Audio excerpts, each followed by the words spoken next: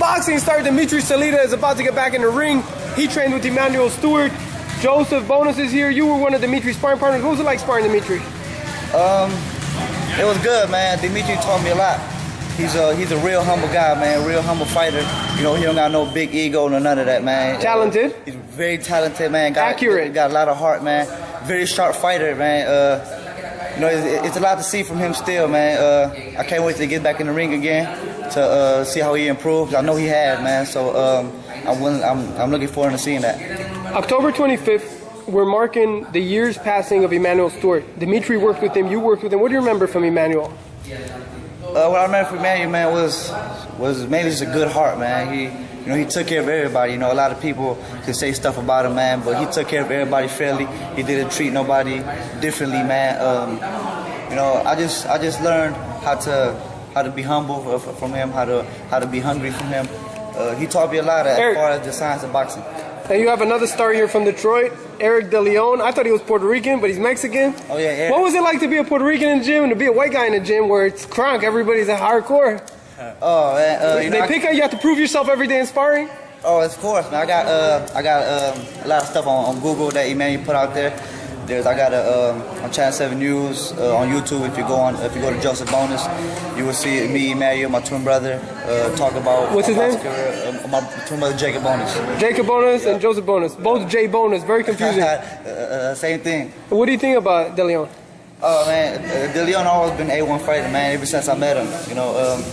Beating everybody up in the gym, you know, he's toughest Mexican in there, man. Everybody liked him, everybody loved him, tough kid, you know, bang, fight, you know, boxing, or whatever, man. He does it all. A lot of good competition at Kronk, just like here, so. What about Joseph and Jacob Bonus? What do you think about them? Really tough brothers from Romania. Do you speak Romanian? Yeah, I speak Romanian. Really? Say something hello to the people in Romania if they're watching. Cu faccio România, asta fac eu pentru voi. Man, you have no accent and everything. How do you explain that? I don't know, man. I guess first language. Yeah, it was my first language, but I grew up in Detroit, so it's like, you know, I got the best of both worlds. But when I first went to kindergarten, I didn't know English. You know, I had to learn all over. You spoke Spanish at home? So you fluent? Yeah, Spanish, my first language too. So, right now, in Kronk, a lot of changes since Emmanuel passed. You guys are both in Oxnard. What's it like to represent Detroit over here?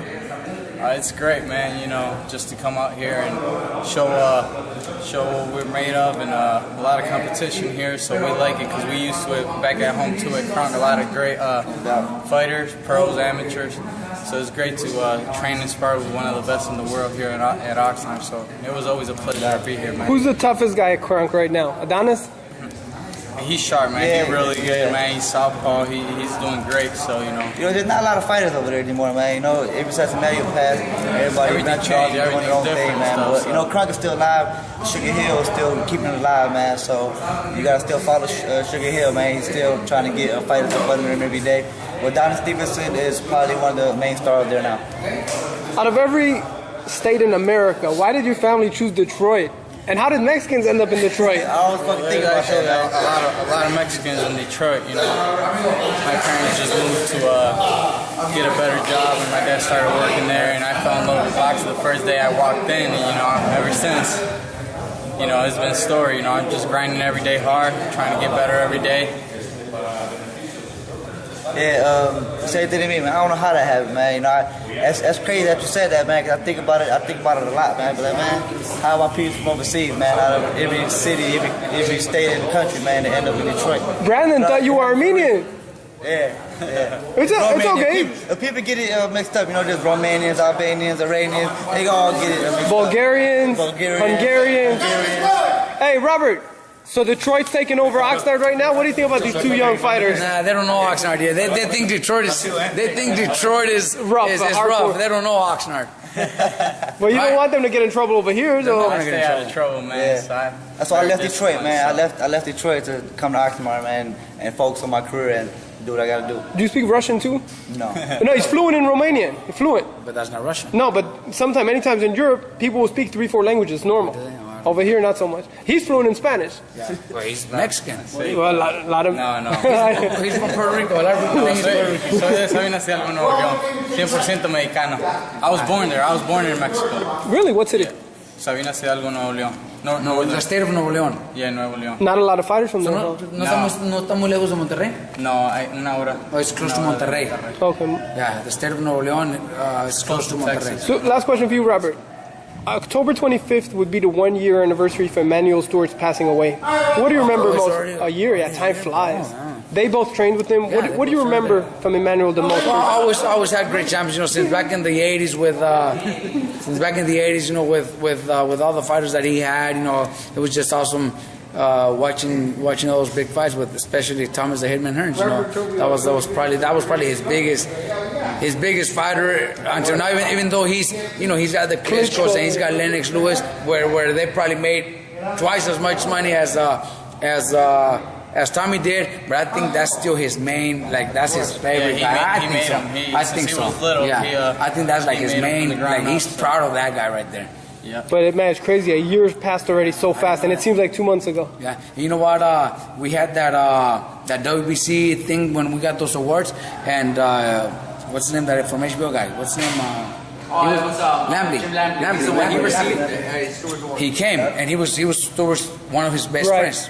Okay, so he went out and said and started speaking, and he kind of he was like tearing when he was speaking, talking about he got really emotional talking about Emmanuel Stewart. And one thing that he said is it's not about all the champions that he trained and all the champions that he made. He said the most important thing is when they were in his funeral, hundreds of people, thousands of people showed up.